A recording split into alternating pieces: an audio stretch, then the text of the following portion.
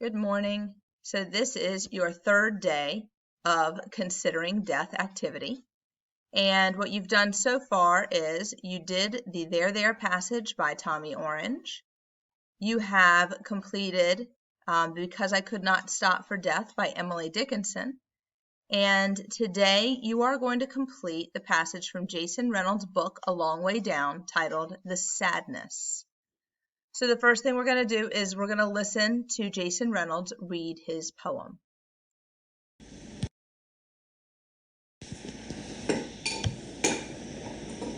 The sadness is just so hard to explain.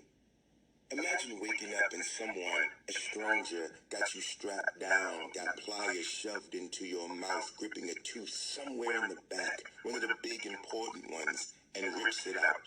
Imagine the knocking in your head, the pressure pushing through your ears, the blood pooling. But the worst part, the absolute worst part, is the constant slipping of your tongue into the new empty space where you know a truth's supposed to be, but ain't no more. All right. So that was Jason Reynolds reading his poem, The Sadness. So what I want you to think about is, what is this poem about? So because the first thing you have to do is give me a summary in 3 complete, detailed sentences. So he tells us the topic right up front. The title of the poem is The Sadness.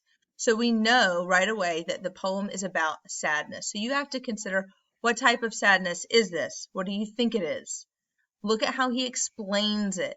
He goes through the entire poem as his explaining this sad feeling that he has and how it affects him. So you're going to write 3 good, complete sentences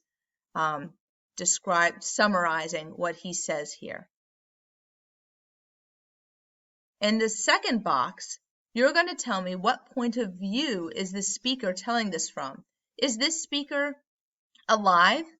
Is this speaker dying? Is this speaker dealing with someone who has died? What is this point of view? And then tell me how you know it is that point of view. Remember to write in complete sentences. You're going to put that in the second box.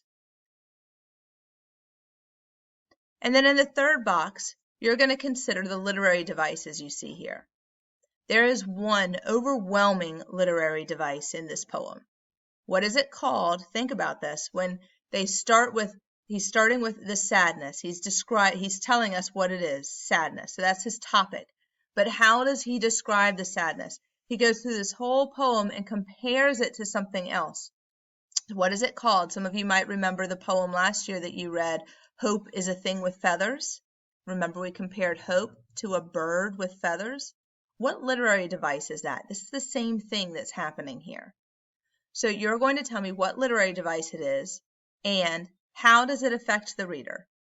How does it help you better understand what he's trying to say? Does it affect the mood or the tone? Think about it. He could have just said the sadness is really bad, but he didn't. Instead, he explained it completely differently. Why?